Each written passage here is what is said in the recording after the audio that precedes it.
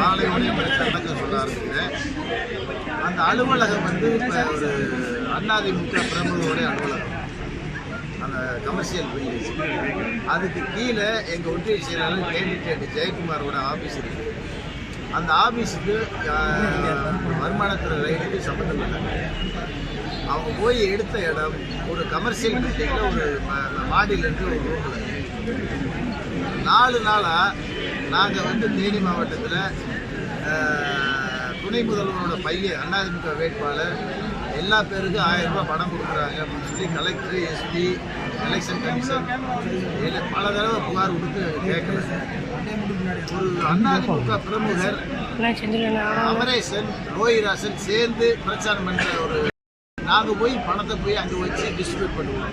ஒன்று இது வந்து இவங்களே அதிமுக காரங்களே வச்சு சோடிச்சு நடித்த நாடகம். எங்கள் மேலே ஒரு குற்றச்சாட்டு வாங்கணுன்றதுக்காக இந்த ஒரு நாடகத்தை அரங்கேற்றிருக்காங்க. நிச்சயமாக வந்து மக்கள் வந்து நம்ப மாட்டாங்க. விவரம் எனக்கு வரல, எஃப்ஐஆர் காப்பி வரல, கேட்குற எஃப்ஐஆர் காப்பி கொடுக்கல, என்ன விவரம்ன்றது புரியல. இனிமேல் தான் அதை பற்றி பட்டுவாடா பண்ணிருக்காங்க அதிமுக. அப்போ எல்லாரும் துப்பாக்கி சூடு நடத்திட்ட. இது வந்து என்னத்துக்கு துப்பாக்கி சூடு நடத்தினாங்க, ஏன் தன்னுமுறை நடந்துச்சுன்னு தெரியல. நான் வந்து விசாரிச்சப்ப சொன்னாங்க அங்கே பணம் இருக்கிறதா நாங்கள் தான் இன்ஃபார்ம் பண்ணுறோம். வந்து போலீஸ் வந்து பணம் எடுக்கிறதுக்கு சம்மந்தப்பட்டாங்க. நெய் எடுக்கிறீங்களா நாங்கள் எடுக்கலான்னு கேட்டோம். அப்புறம் அவங்க துப்பாக்கி சூடு பண்ணி எங்களை வெளியேற்றினாங்கன்றாங்க. ஒரு முட்டாப்பையோட போய் வைக்க மாட்டாங்க.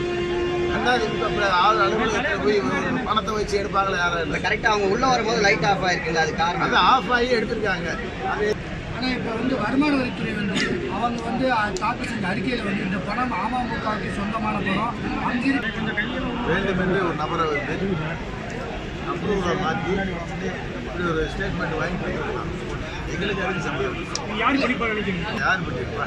ஆனால் இது சம்பந்தமாக நீங்கள் வந்து தேர்தல் ஆணையத்தில் புகார் வாய்ப்பு இருக்கு. ஏன்னா உங்களுக்கு பணம் நீங்கள் உங்களதுலேன்றீங்க. உங்கள் மேலே ஒரு குற்றச்சாட்டு. நாங்கள் புகார் என்ன ஆர்டர் கொடுக்க வேண்டிய அவசியம் இல்லை.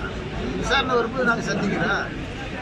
அப்பட்டமாக தான் தெரியுது. நீங்கள் இந்த பணத்தை யார் வச்சா யார் எடுத்தா அது வந்து எவிடன்ஸ். இந்த அம்மா மக்கள் கேட்டுகளுக்கு என்ன எவிடன்ஸ் அங்கே இருக்கு சொல்லுங்க. இதனால உங்களுக்கு அடிமை மாதிரி பண்ணுறாங்களே அப்படின்றாங்க. முக்கிய நிர்வாகத்தில் அது எனக்கு என்ன சந்தேகம் இருந்தா 150 நபர்ந்து போடும்போது நாளைக்கு பூத்து கமிட்டியில் நாளைக்கு உட்காருவாங்கல்ல போலிங் அன்னைக்கு அவங்கள அரெஸ்ட் பண்ணுறது கூட இப்படி ஒரு 150 பேரை சேர்த்துருப்பாங்கன்னு நினைக்கிறேன். வேண்டுமென்றே பூத்தில் வந்து எங்கள் உட்காராத அளவுக்கு வேண்டுமென்றே ஒரு ஸ்டேட்மெண்ட் எஃப்ஐஆர் போட்டு வச்சுட்டா போய் ஈஸியாக அரெஸ்ட் பண்ணலாம்ல. அதுக்காகவே இவங்க போலீஸ் வந்து காவல்துறை ஓ பன்னீர்செல்வத்துடைய கட்டுப்பாட்டில் இருக்கின்றத காவல்துறை நிரூபிக்கும். ஆனால் அமமுக சார்பில் தேர்தல் கமிஷன் ஒரு நடவடிக்கை தேனி மாவட்டத்தை பொறுத்தளவுக்கு அன்னை ஓ பன்னீர்செல்வம் சொல்கிறது தான் நடக்குது. தேர்தல் கமிஷனோ போலீஸோ கலெக்டரோ எதுக்குமே தெரியல. தேர்தல் நிப்பாட்டுறதுக்கு ஏதாவது அவசியம்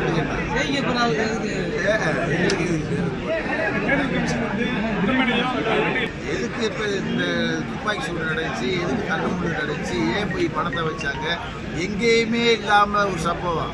ஆண்டி வீட்டில் அது அதிமுக பிரமுகர் காம்ப்ளெக்ஸில் வர வேண்டிய அவசியம் என்ன? இப்போ ஜெயக்குமார் வீட்டிலே என் வீட்டிலே பிடிச்சிருந்தா நீங்கள் ஓகே, நீங்கள் சொல்கிறது கூட உண்மை. அதிமுக பிரமுகர் அமரேஷ் காம்ப்ளெக்ஸ் அது உலக அந்த பில்டிங்கில் போய் எவனா முட்டா பையனாலும் போய் பணத்தை வைப்பானாங்க. முதல்ல வைப்பானா? அதை சொல்லுங்கள், ஊடகங்கள் சொல்லுங்கள், மக்கள் யோசிப்பாங்கல்ல. இது திட்டமிட்டு அதிமுக செய்த நாடகம் மக்களுக்கு தெரியுது. அவ்வளோதான். இது தொடர்பாக வந்து கைது செய்யப்பட்ட அனைவரும் அப்போ எங்கே சம்மந்தப்பட்ட நபர் தான் அரெஸ்ட் பண்ணுவாங்க. அப்புறம் அதிமுக அரெஸ்ட் பண்ணுவாங்க.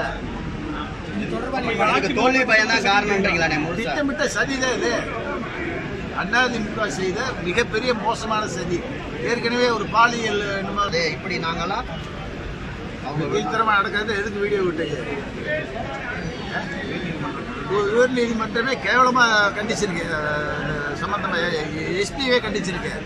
எப்படி நீங்கள் முட்டாள்தனமாக எஃப்ஐஆர் போட்டீங்கன்னு சொல்லி இன்றைக்கோ நடந்த சம்பவத்துக்கு இன்றைக்கி எஃப்ஐஆர் போட வேண்டிய அவசியம் தான்.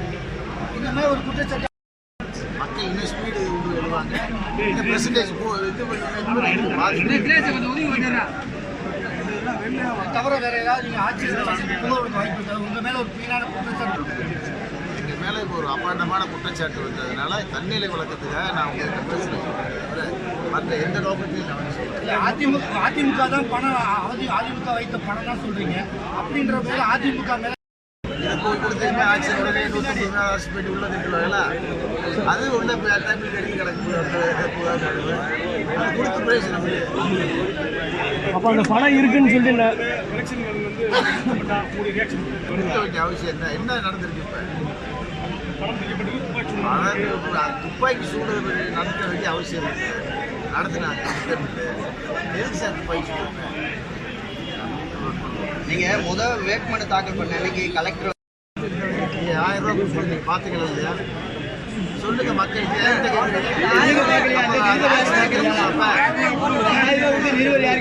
மாவட்ட ஆட்சியர் நடுநிலையில் இன்னொரு விஷயம், அதிமுக தமிழ்நாடு முழுக்க பணம் கொடுக்குறது உலகத்துக்கே தெரியுது.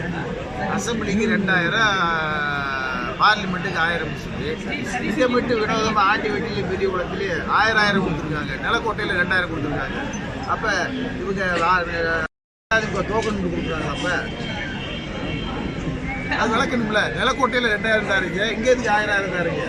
அதெல்லாம் நீங்கள் தேர்தல் கமிஷன் பார்க்காம தானே இருக்கீங்க. ஊடகங்களை பேச வெளிப்படுத்துறீங்க. பயம் உங்கள் ஊடகங்களுக்கு பயம் இருக்கு. சேனலில் வந்து மாற்றி போடுவாங்கன்னு சொல்லி பயம் இருக்கு ஊடகங்க.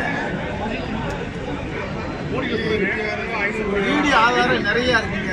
அமைச்சர் பேசுனது, இப்போ பன்னீர்செல்வம் குடும்பத்தில் பணம் 1000 ரூபா கொடுத்தது, நிறைய வீடியோ இருக்குது. அந்த வீடியோ வச்சு தான் உங்களுக்கு பண்ண போகிறீங்க. இப்போ யார் அரெஸ்ட் பண்ண முடியும் சொல்லுங்கள்? யாராவது எஸ்பி அரெஸ்ட் பண்ண சொல்லுங்க பார்ப்போம். அண்டர் கண்ட்ரோல் ஆஃப் சென்ட்ரல் கவர்மெண்ட்னு சொல்லணும். அப்படி தான் போகுது. விதிமுறை நல்லா இருக்கு. அந்த விதிமுறையை யாரும் பின்பற்றல. அப்ப இந்த தேர்தல் நியாயமா நடக்காதுங்களா? தேர்தல் நியாயமாக நடக்கிற சம்பவத்தை பார்த்தா ரொம்ப மோசமாக இருக்கு.